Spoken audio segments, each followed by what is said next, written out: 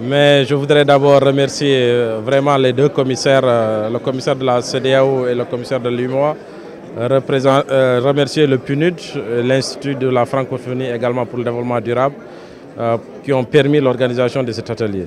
Alors c'est un atelier extrêmement important. D'abord, nous sommes là depuis pratiquement toute la semaine. C'était les premiers jours, on a échangé avec la société civile de l'Afrique de l'Ouest et de la société civile donc, des pays membres du SILS. Les experts ont échangé durant 2 jours et aujourd'hui ce sont les ministres en charge de l'environnement qui se concertent. Donc c'est un atelier extrêmement important. Nous sommes en train de vouloir refléter nos priorités dans l'optique du nouvel accord de Paris. C'est extrêmement important pour que l'Afrique parte d'une seule voix, que nous ayons une position commune et c'est le lieu vraiment de féliciter le PNUD et la commission de la CEDEAO et de l'UEMOA pour avoir permis l'organisation de cet atelier qui va permettre aux États d'échanger et aux décideurs de prendre en tout cas les décisions en vue de Paris. Nos priorités, nous l'avons dit et répété, ce sont des priorités de développement. Donc ce qui importe pour l'Afrique, d'abord au-delà de cet accord, ce sont le développement. Donc on veut être clair que nous ne sacrifions rien pour le développement donc, de la région. Alors, mais nous avons voulu être responsables en tant que pays africain qui ne polluons pas beaucoup. Ça, on l'a répété. Si l'Afrique s'arrêtait, le monde allait continuer de chauffer.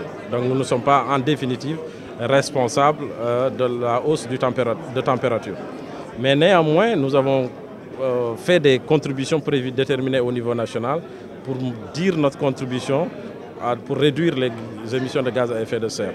Et donc nous nous préparons aussi, nous échangeons au niveau donc, ministériel pour refléter nos priorités. Nos priorités, je l'ai dit, c'est le développement, mais dans l'accord, en parlant de l'accord, c'est un accord équilibré, un accord juste, applicable à tous les pays.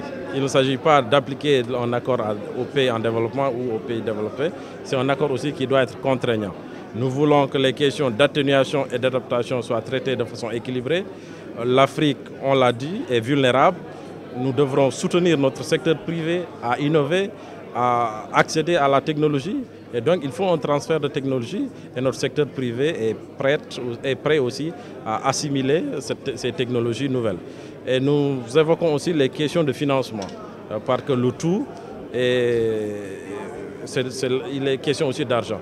Alors, ce n'est pas souvent facile de parler de financement comme ça, mais nous sommes conscients qu'il faut optimiser les ressources dont nous disposons, ça c'est clair, mais aussi au regard des besoins qui sont immenses, il faut effectivement avoir des moyens additionnels en matière de financement, un financement transparent, accessible, pour que nos États aussi puissent être résilients.